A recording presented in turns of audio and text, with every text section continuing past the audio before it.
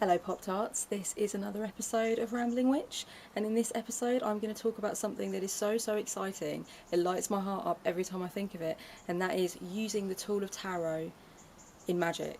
And it's something that someone asked me about recently, and I had so much to say that I thought, why haven't I thought about making a Rambling Witch episode about this? And I thought I'd make it the very next one. I do have other ones planned that I haven't made yet, but I thought this has got to go out now because I'm just so excited about it, and it makes me really inspired that so many people out there who perhaps do use tarot and are proficient at the tool of tarot could go on to use it for magical workings who aren't doing so already, or maybe if you have used tarot in the past and it wasn't quite your flavour, or you've forgotten all about it and you want to go back to it, now's the time to get newly inspired and to get that fuel back again. The first thing I want to do is start by saying that if a gun was held to my head tomorrow and the owner of the gun said that I had to get rid of all of my magical tools except for one, and that I had to make that tool into the centre of my magical practice for the rest of my life, and I had to choose one now or I was going to die imminently, the first word that would come out of my mouth would be tarot.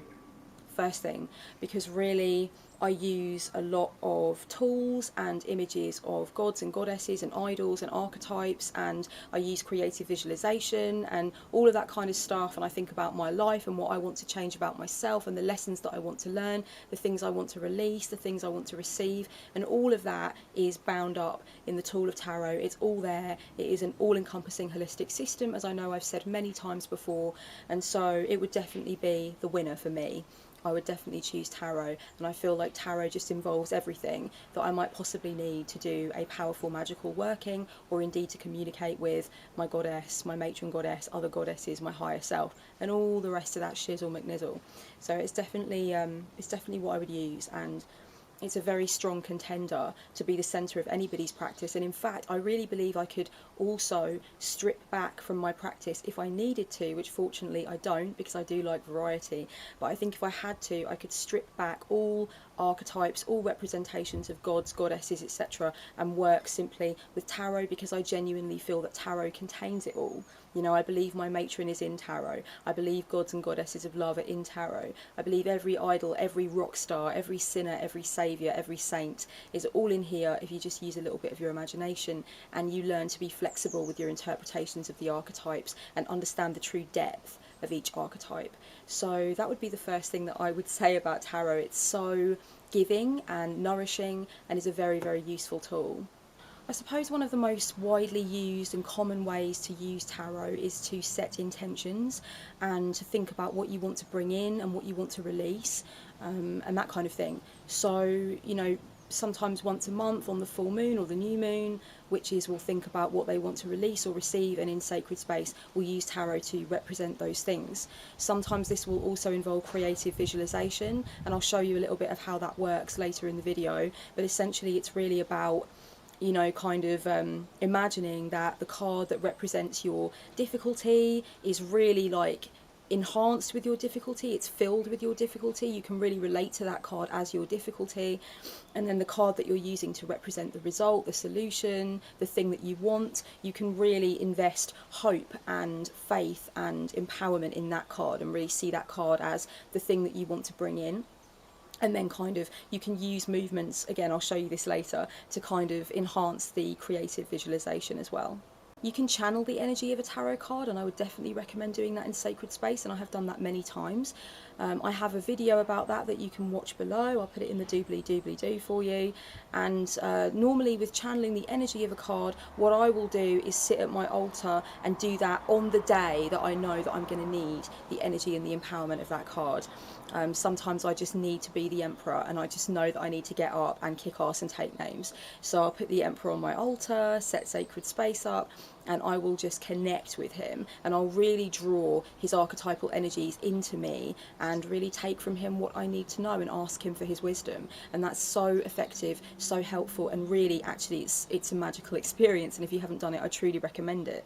Sometimes I will put a tarot card on my altar for an entire month or from an entire new moon to new moon to represent my key priority or goal. And that's really powerful because when it's on the altar all the time and you have it on there for an extended period of time, it's that visual cue all the time of what you're aiming for, what you're trying to bring in, or the kind of energies that you're trying to put out into the world to help people or to make things happen. So that's also a really good idea.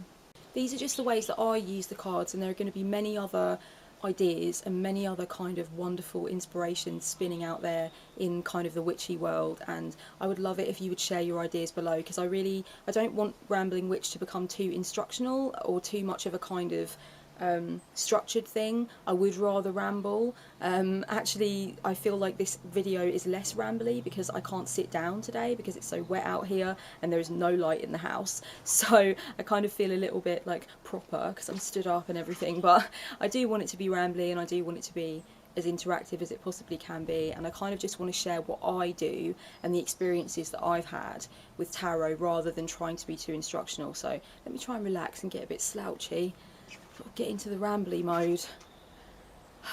Turn teacher mode off, Kelly, get into rambly mode. I do look a bit like a teacher today though, don't I? I think it's the sort of necklace that my teachers would wear at school. Another big thing about magic is that so many people use sympathetic magic, and this is where things like poppets come in, where you actually intend upon the object of the poppet being you or another person, and then you do things to the poppet to represent what you want to happen. And this is a really powerful and really old form of magic, and people do it in many different ways. Tarot is sensational for sympathetic magic. It's actually so cool. You can use just tarot, you don't need any other objects, and I find that so exciting. Everything can be symbolised by a tarot card. The person, yourself or somebody else, your intention. I mean, you can even use a tarot card to represent your spirituality or your business, and you can actually invest that card with all of the vibes and all of the energies, the thoughts, the feelings that you have about your business, your spiritual life, your romantic relationship, and then you can use other cards to bring in the energies that you want, or indeed symbolise what you wish to extrapolate from the object of magical mindfulness, if you will. So that is a really exciting thing, and again, I'll show you some ways of doing that later on when I get my cloth out at the end of the video, and you can kind of see more what I mean, because that's super powerful as well. And I do think that's slightly different in a way from creative visualization.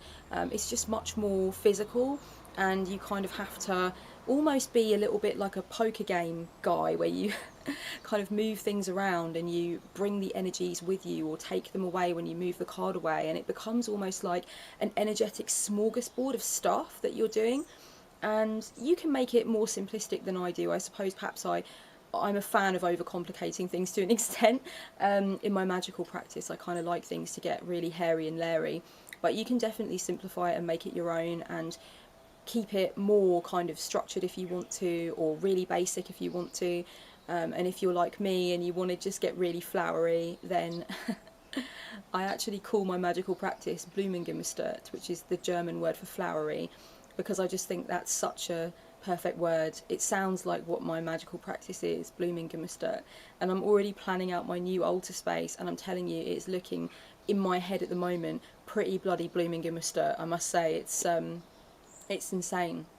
So yeah, I definitely think my practice is flowery, but that definitely might not be for you, and that's totally cool. Horses for courses, you know, as a witch, you've got to flick your own switch. You can communicate with your matron, your patron, your higher self, the cosmos, whatever you are feeling and believing. That is what you can do with tarot. It's regularly done in sacred space. This is a very popular one with witches up and down the globe. To kind of request messages, to request wisdom from a higher source of some kind, or from a kind of omnipresent source of some kind, which also resides within you. So it kind of takes you out of ego, and it takes you up to the crown almost, and then you take deliveries, you take downloads of information that you didn't know before. And this is a big one, and it's something that I would really recommend. I ask my matron for messages on every new moon, pretty much every new moon. Sometimes I move it around, based mainly on her instruction. But I do take messages, I take delivery of little cosmic text messages from my matron, and of course I use runes because my matron is the Norse goddess of the underworld, so that would make sense, right? And of course we all know that she did have a meeting with the Allfather Odin, who sent her down to Helheim, so it seems kind of appropriate, and I always feel that her archetype responds incredibly well to being chatted to in the runic alphabet. So sometimes I say what I want to say to her, or I give thanks to her using runes or burning images of runes, and other times I will request messages from her. Usually when the moon is dark is the best time to do it, and I think a lot of people would say that's true of goddesses of death and war and destruction and decay and loss and mourning and all that kind of stuff. So yeah, the new moon's a good time, and that can be very meaningful, and I know that a lot of people ask their deities, their higher power, for messages, and I know that a lot of people just channel their own empowerment as a witch, and they channel themselves with the bravery and the courage that is needed, so that when they turn the cards over, they will take that advice, they will take that avenue, they won't second guess it. So essentially it's just like having a hyper-inflated reading for yourself, where there's not really any deity involved necessarily, and you don't even really feel like you're doing anything spiritual, but in sacred space, with your altar if you have an altar, and with that right mentality, and potentially also at the right lunar phase if that's what you do, it can be a hyper-inflated personal reading where you are reading for yourself as a witch, you know, and you've got that is your primal energy, that is your primary energy and intention, is to read for yourself as a witch. So that is definitely something really powerful, and I would recommend people do that. I'd love to know if you have had experiences of using other divinatory systems to do that, or if tarot is indeed your jam. So that would be really cool to know. So much would be cool to know from other witches, I think. And yeah, so that would be cool to have a little consensus on that. I would definitely recommend doing that. I think it's really powerful, and I've had great results with doing it, but I feel like I can take myself out of the ego with tarot. So I feel like if I'm looking at something from an ego perspective, which I feel is a limited perspective, because of course you've got your ego-based fears, your conditioning, your sense of who you should be in other people's eyes, and all that kind of stuff that just gets in the way, then I feel like tarot can take me beyond ego, outside of ego, or I can look down on myself from God perspective, and I can see things in a much more broader way. And of course you can also kind of do an incantation or set an intention for that to happen. So you can basically imagine yourself like bound up in the complicated soup of the ego, and you can imagine yourself like freeing yourself from that Campbell soup tin and just like reaching up to the sky like the seraphim or something. You can just imagine yourself being freed from the restriction of ego, and coming up for this new knowledge, this more tasty intrinsic knowledge that you want. And that can be a great way to set an intention before a personal reading that you do in sacred space or with magical intention. Action plan readings are really good to do in sacred space. So I feel like in sacred space I have done readings for reflection and to psyche dive, you know, but I've also done readings that are very, very strategy based, you know. It's about strategizing, action planning, and quite often I'll ask my matron for her take on this with the runes. So, you know, I'll get a download from her about what needs to be done, what I haven't thought of yet, or where my focus should be placed, and then I will quite often ask, okay, what's the plan of action? How do I do this? Give me 3 steps for 3 or 4 weeks, or I want one thing that I need to focus on every week to make this happen. And then you can write that stuff down. Don't be afraid to write things down in sacred space. I think personally I feel like things can sometimes become very, very stiff and very ceremonial, and I've spoken about this in videos before, where I feel like you just need to relax. Like, to me, sacred space, when I first started out in magic, sacred space was very serious, very ceremonial, and I felt very rigid about it. I felt very empowered, and it felt very, you know, the craft or whatever, but it wasn't me. It didn't feel like, to me, sacred space should feel somewhat like a womb. And as I've grown older in my magical practice, that's what it feels like now. Sacred space is where I go to like get good and lost, you know, to get naked as the day God made me, to get right with myself, to feel like I'm home again. A sacred space is the way that you can have a home anywhere in the world during any challenge that you face, any obstacle that you come across. Sacred space is your mother. It's your mother. It's the symbol of infinity, and you belong in that infinity. So you should feel very at home in sacred space. It shouldn't be somewhere where you feel like you know, you can't relax and slouch and write furiously if you feel like writing furiously. It shouldn't be a place where you feel like you can't laugh. It just shouldn't be a place where you feel like you can't make a mistake, because it's so human and so real and so pagan to make a mistake. I feel like paganism is about embracing our very human condition, and that's why I'm pagan. That's why I draw from other paths and I respect other things, but I'm pagan till the day I die, because I feel like it's not a rejection of the physical, and it's not a rejection of a lot of the trials and errors that I face as a human being. Oh, this is embarrassing. Don't you just get so choked up when you talk about it sometimes? I really do. This is why I don't talk about it often with people, because it would just be like, I would just be a wreck.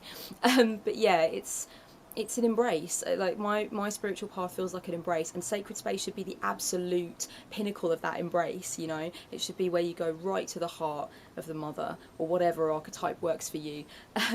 Right to the heart of Lady Death. That's kind of my key archetype that I seem to return back to every time, and everyone has their own that are kind of intrinsic to their core personality and the way that they view consciousness. So that's really exciting to me, and definitely go your own way. Put that Fleetwood Mac song on, Go Your Own Way.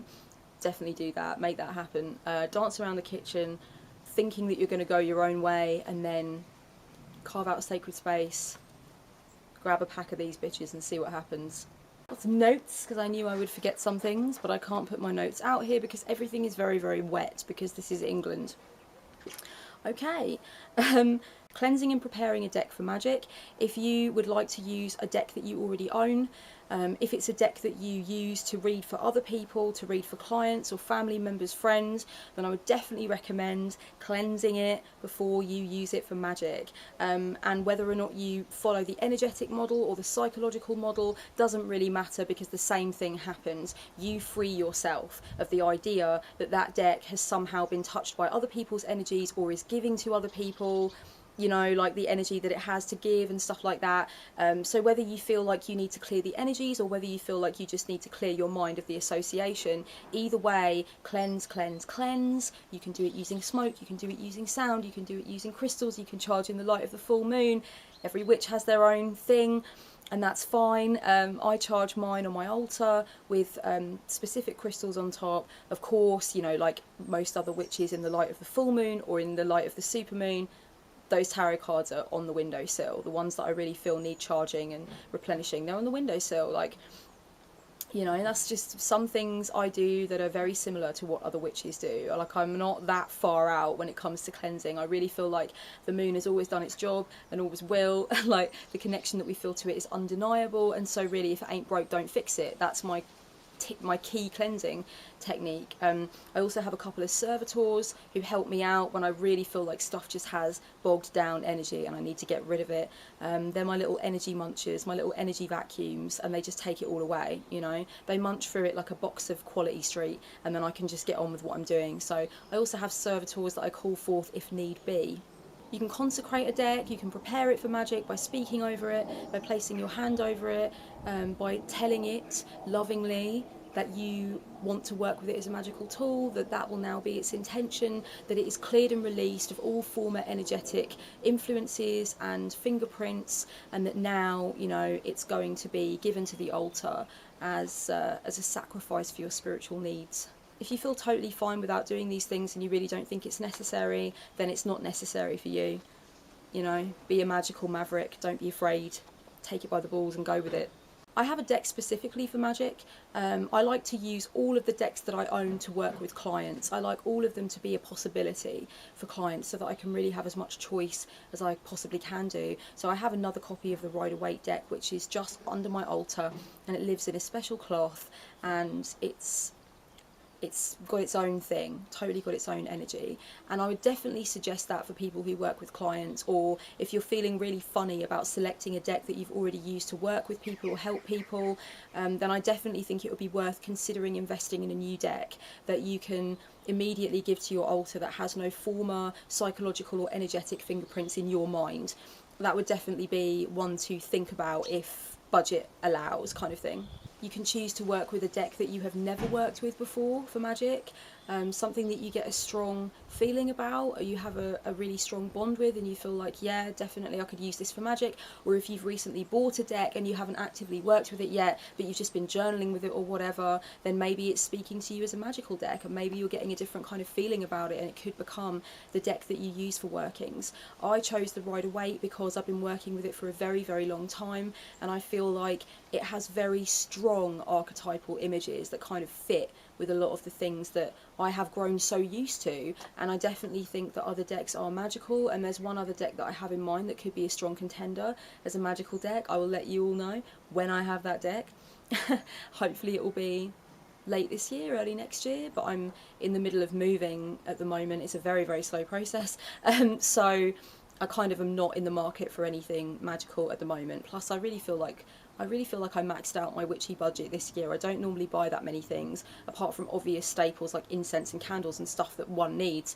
I don't write underneath saying I don't need those things, because you know what I mean. Of course I don't need those things. I have candles on the astral. I have an astral altar that's chock full of candles. But I mean things that kind of, it just feels really weird not to own for me as a witch now. Like I just have to purchase those things. It's just what happens. But of course I can work effective magic without them. So I just want to segue into that, because I know there's obviously a big debate about whether or not one needs tools, but I'm not using the word need literally. But yeah, my witchy budget for actual like things, I reckon I've bought quite a few books this year and quite a few tools. I bought myself a cauldron and things like that, and a few more cloths and just stuff to deck things out a little bit. So I feel like I'm not in the market for a tarot deck at the moment. I have to kind of wait a little while, because I do feel like things can get really like focused on stuff sometimes, and you know, I do like a bit of stuff, but I like to kind of like listen to my intuition and listen to what my instincts are telling me, which is a massive shame, because really my instincts are telling me that it's time for a crystal ball. I've never owned one, and I feel like it's time. I can just imagine myself scrying with a crystal ball, but it's got to be a big one, you know what I mean? And that's going to cost. So, you know, you need to work these things out. Somehow it's become a video about witchy budgeting, but maybe I should do a witchy ramble video about that. I'll think about it, definitely. Obviously, like I said, I store my magical deck underneath my altar in a cloth, and you know, like I do my own thing with it. I do my own cleansing, my own stuff with it to activate it, if you will, and set it with my intention, and it's not used for any other purpose. You might want to think about this as well. If anything that I've said about cleansing energetic and psychological associations from the deck so that it's clear to use for magic, if anything that I've said like that has resonated with you, then definitely think about keeping your deck under your altar, if you don't have an altar, in a special drawer where nobody else uses, and definitely just think about keeping it separate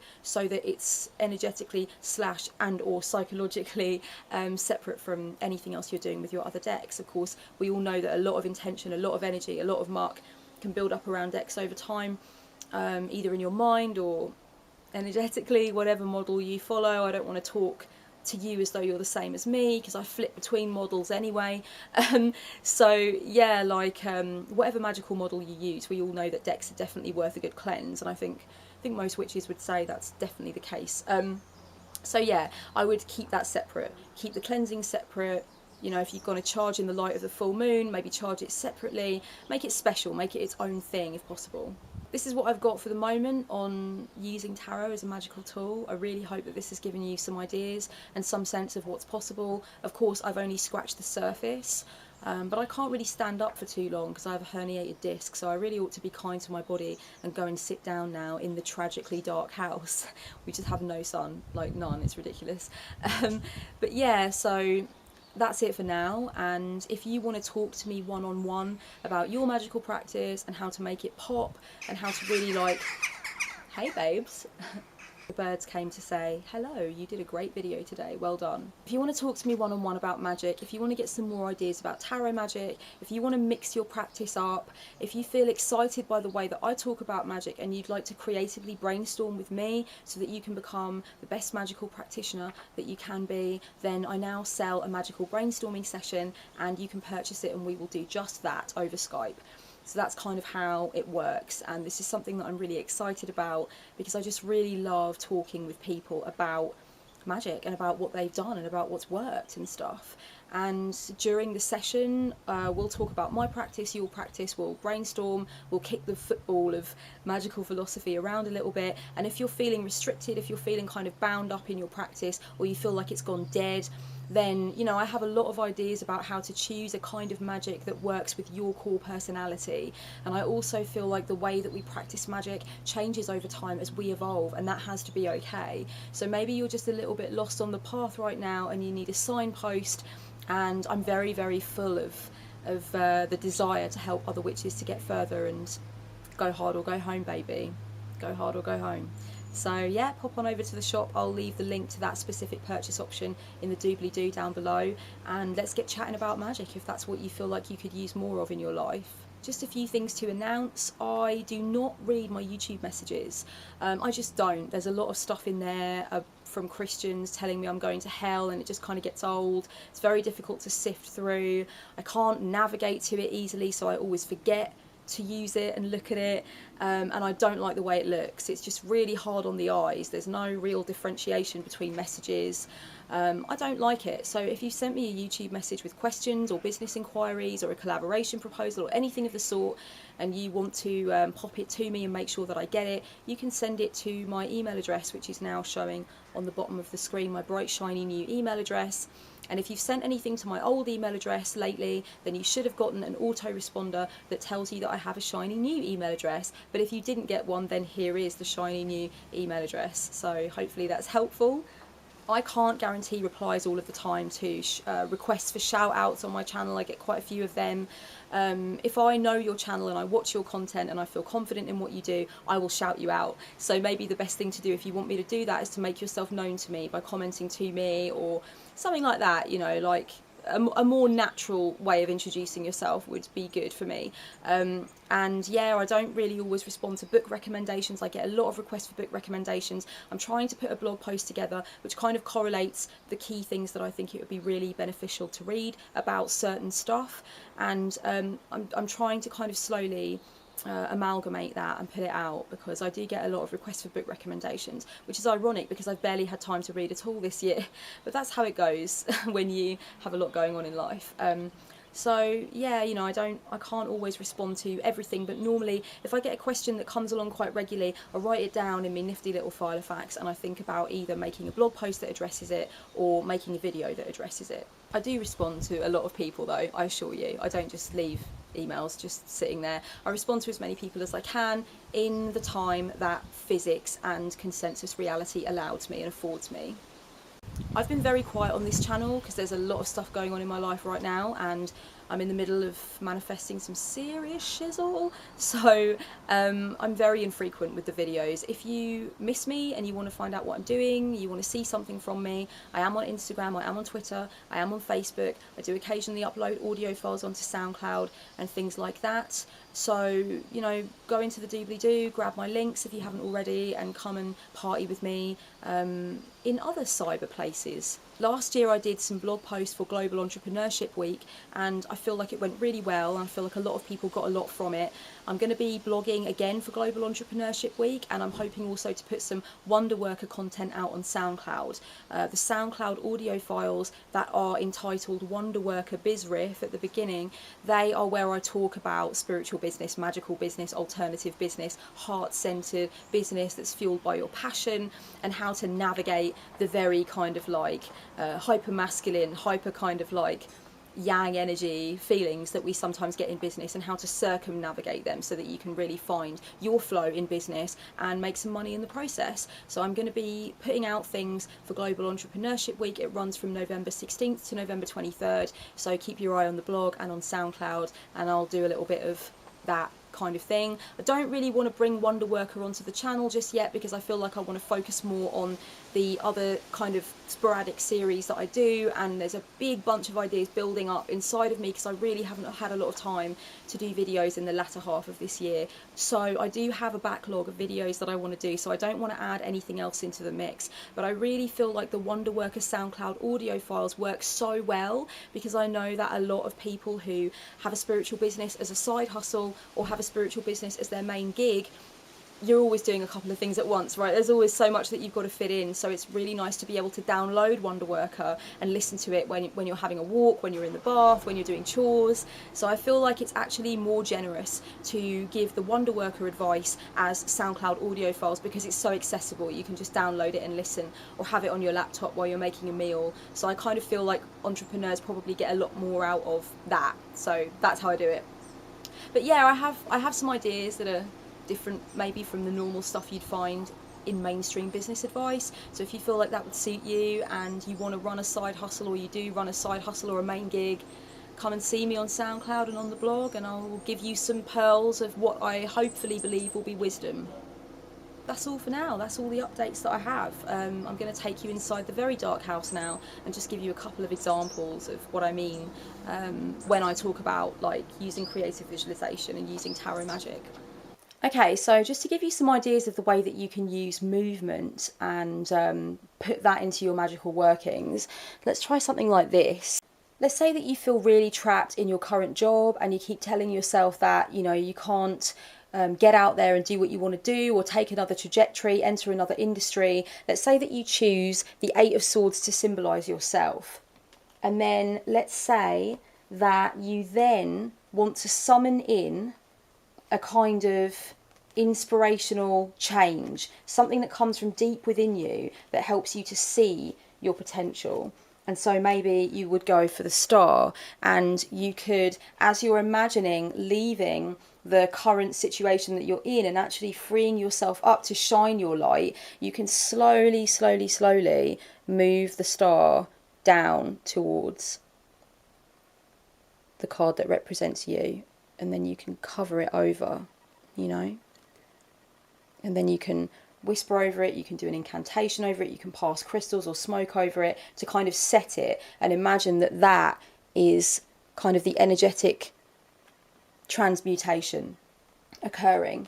Then you can also choose other things, like you can move that to the side, and then you can plan the way that you want things to go and put your energetic intention into that, so that you can then imagine having the energy and the wisdom and the boldness to work towards the goal that you want. So you can leave that up there as if to say, like, this is the next logical step, this is what I'm going to bring in.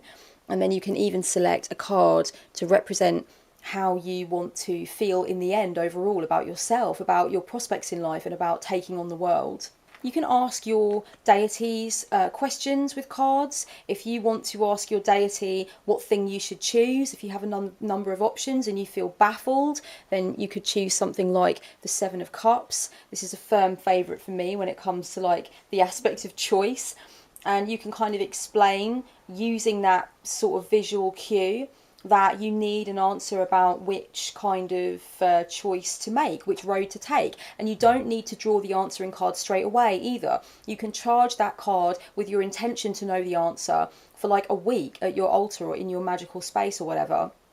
Or if you don't have one, then put it between the pages of your Book of Mirrors or your Book of Shadows, your magical grimoire, your magical record keeping book, whatever is working for you, and charge it with your intention, and wait several days or until a specific phase in the lunar cycle before you ask your deity for the answer, which choice should I make, you know? So you're really charging it with your intention through leaving it for a set amount of time. And then actually the energy of your anticipation and curiosity is built into the spell then, because you're doing it over a certain amount of time. You can banish and, you know, you can do banishings and release work using tarot. Say, for example, that you want to banish the kind of judgments that you feel towards somebody, or the judgments that you feel towards human beings in general. I would personally use Justice Reversed rather than using the Judgment card. That's my personal kind of definition of what's more to do with judgment. Or maybe I would use the Six of Pentacles as a good one for judgment as well. And then, you know, you can literally kind of place the Death card on top in whatever way you choose to do, and then bind it with black ribbon, and then place it into, I actually have a kind of a banishing / binding box where I put things to kind of represent the death of the energy and the bringing in of the new energy, the release of what's not working, and the receiving for me or for another person of whatever would work better. But yeah, that's a good one to do, is to tie the cards up if you want to. You can always use other things with the cards. You know, the same way that you would maybe place a citrine onto your deck to cleanse it. You can certainly do those things in magical workings as well. You can use combinations of crystals. Let's say, for example, that you have placed the death card over the card that represents whatever you want to banish or bind, and then you can slowly, maybe as you're chanting or doing whatever you feel you need to do to bring it in, you know, abracadabra and all that good shizzle, you can actually be passing a crystal around the entire card combination.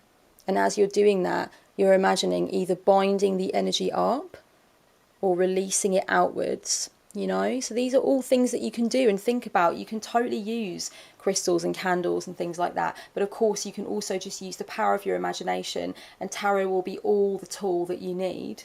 So let's imagine that I'm finding it really difficult to communicate my true feelings to somebody, but I know that I need to do that in order to move the connection on.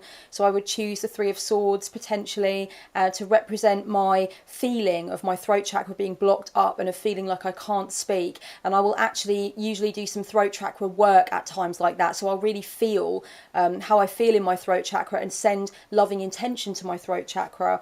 Then I would call upon a certain kind of emboldened, communicative, assertive archetype like the Queen of Swords, and I will channel the energy of the Queen of Swords. And I will kind of imagine that that energy is strong within me. I'll find that energy with me, I'll locate it, and it will be potent again. And then I might do something like bring the Fool, which to me is often a representation of being bold and innocent and carefree and being open to possibilities. I would bring the Fool around and I would kind of pass him over. For me, passing over and passing under is really powerful. Maybe it's because I work with an underworld goddess, I don't know. So yeah, I would pass over, and as I was passing over, I would imagine that all of my hang-ups that I have about this communication process are leaving me, and that I'm feeling free and I'm feeling open to the potential of what could happen.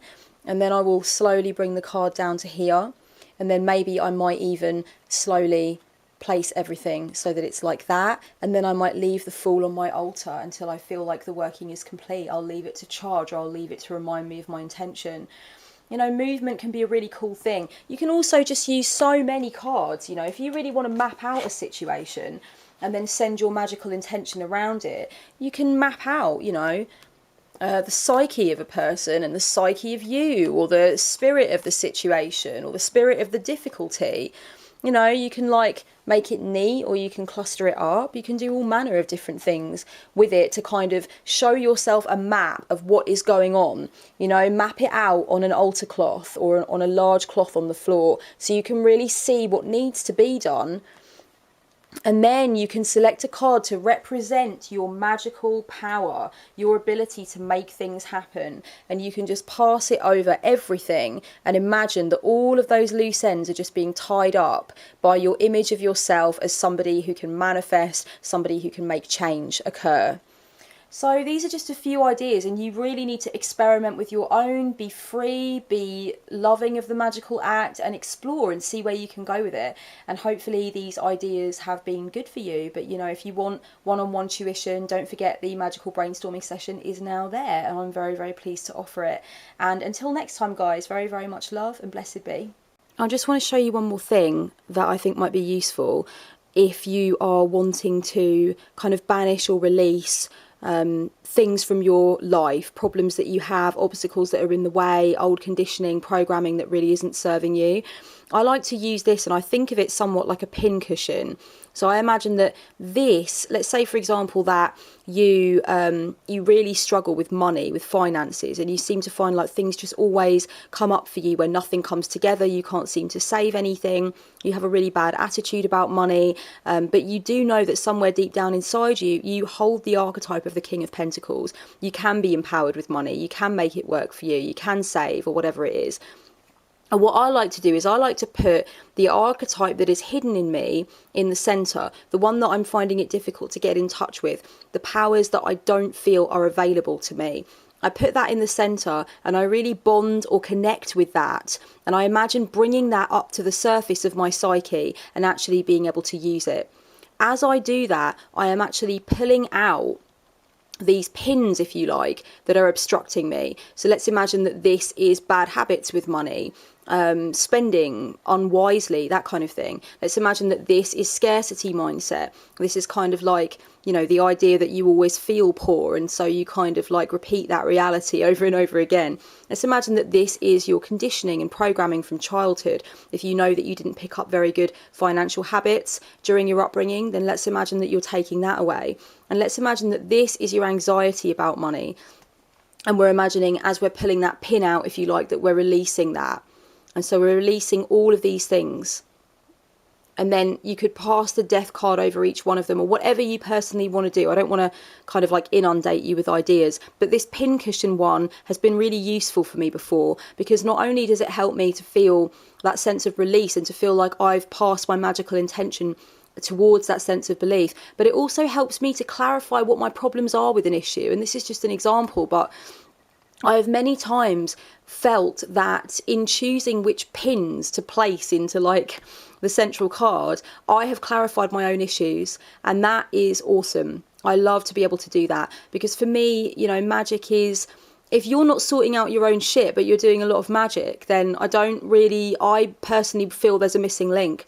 I feel that magic and sorting out your shit in the psychological sense can definitely marry, and when they do marry, it's a true marriage of thunder, and that's just kind of my personal opinion. So if I can get clear on my problems in sacred space and actually bring clarity to what's going wrong, then that's a really good thing. So in choosing the cards that surround kind of my central desired archetype, I'm actually learning so much more about myself, and that brings more illumination to the equation. So yeah, this is just one more idea, and I'll stop rambling now. Love yous, bye.